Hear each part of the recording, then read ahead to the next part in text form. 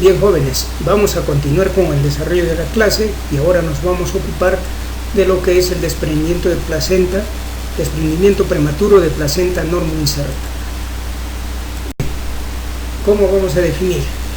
El desprendimiento prematuro de placenta normoinserta es la separación total o parcial de una placenta que está insertada normalmente en su lugar antes del parto o durante el trabajo de parto, antes que termine la expulsión del recién nacido. Esto puede ocasionar una hemorragia retroplacentaria con formación de un coágulo, salida de sangre al exterior o la formación de un coágulo que no permite la salida al exterior, tratándose en todo caso de una hemorragia interna. La morbilidad materno-perinatal está dada por varias condiciones. En primer lugar, la hipovolemia, que es consecuencia de la magnitud del sangrado que produzca este hematoma. Si es extenso, marcado, pues la paciente entrará en shock con el consecuente daño para la madre y para su feto. Puede ser que haya alteraciones de la contracción uterina, porque, como vamos a ver posteriormente, generalmente se produce infiltración del miometrio por la sangre que está retenida, y finalmente cuando la hemorragia persiste por mucho tiempo y el coágulo sigue retenido, se va a producir trastornos de la coagulación que generalmente no se pueden manejar. La incidencia de esta patología más o menos va entre el 0.6 a 1%. ¿Cuál es la etiopatogenia del desprendimiento prematuro de placenta? Generalmente la formación de un hematoma retrodesidual como consecuencia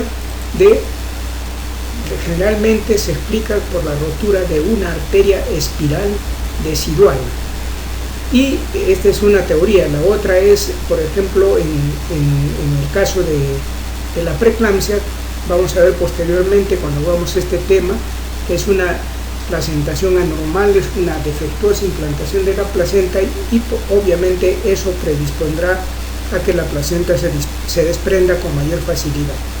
Una vez que se desprende la placenta, se va formando el coágulo, y a medida que la hemorragia persiste, este coágulo va creciendo y progresivamente irá desprendiendo a la placenta. En los casos de traumatismo materno también se presentan desprendimientos de placenta, especialmente en las caídas y muy especialmente en los accidentes de tránsito. Por eso que, como corolario, les puedo decir que toda paciente gestante que llegue a un servicio de emergencia o a un tópico de emergencia con el antecedente de un traumatismo, nunca la envíen a su casa, por más que crean que no hay desprendimiento. Observen a 24 horas. Si no hay desprendimiento en 24 horas, ya la pueden enviar a su casa. También se habla de un desprendimiento crónico, que especialmente se produciría en aquellos fetos que tienen marcadores de aneuploidías positivas. ¿Cuáles son los factores de riesgo del desprendimiento de placenta? El antecedente más importante es el antecedente de desprendimiento prematuro de placenta normoinserta. Ojo con estas pacientes. Si hay el antecedente en que en los anteriores embarazos hubo un desprendimiento, tener mucho cuidado con este paciente. A continuación tenemos el bajo peso al nacer, el antecedente de bajo peso al nacer, especialmente cuando hay restricción del crecimiento intrauterino. Entonces, más o menos es el 14%. Otro antecedente importante, factor de riesgo importante, es la presencia de anticoagulante lúpico y trombofilias. Estas pacientes, tenerles mucho cuidado porque generalmente van a terminar haciendo desprendimiento de placenta. El otro antecedente es el antecedente de rotura prematura de membranas, que también se puede presentar, y el quinto antecedente importante sería la presencia de trastornos hipertensivos del embarazo, especialmente la preeclampsia. Como ven, existen otros factores como la gran multiparidad, la infección de las bolsas amnióticas, la gestación multifetal, tabaquismo, cocaína, etcétera, etcétera. ¿Cómo hacemos el diagnóstico? El diagnóstico obviamente lo vamos a hacer por la presencia de sangrado. El signo más importante es el sangrado externo, aunque hemos dicho que hay casos en que la sangre no sale al exterior, se queda retenida en forma de coágulo retroplacentario, que será una de las patologías más graves porque no podemos evaluar la magnitud de sangre que está perdiendo la paciente. Entonces la metrorragia es más o menos el 78% está presente en los casos de desprendimiento de placenta.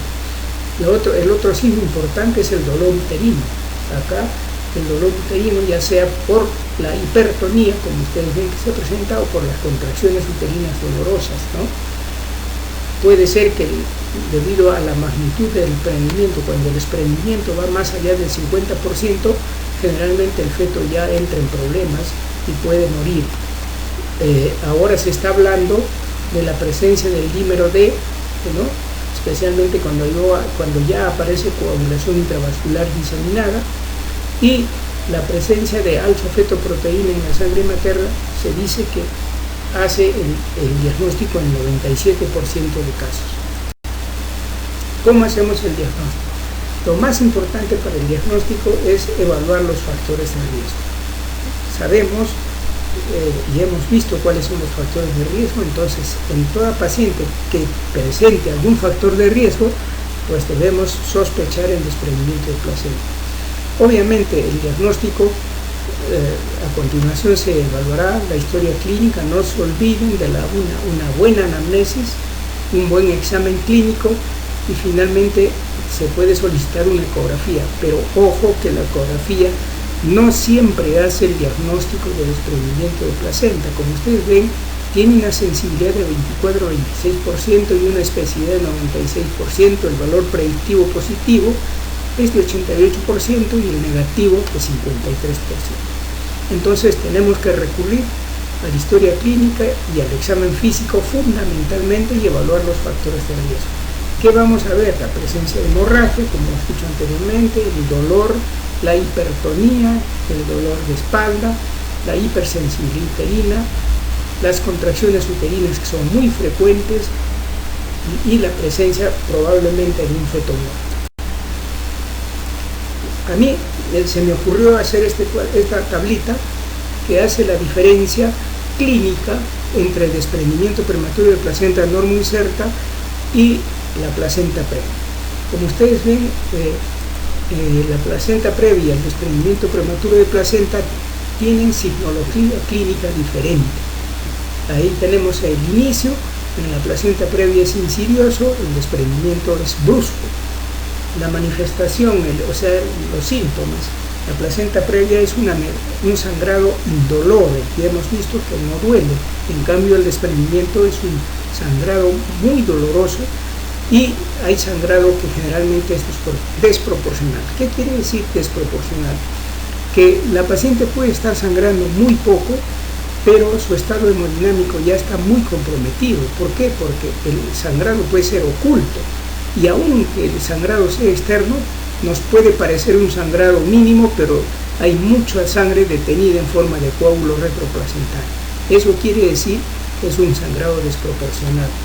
La hemodinamia, por lo tanto, en la placenta previa generalmente es estable, ¿no? El desprendimiento será variable, depende del tipo de desprendimiento que tengamos.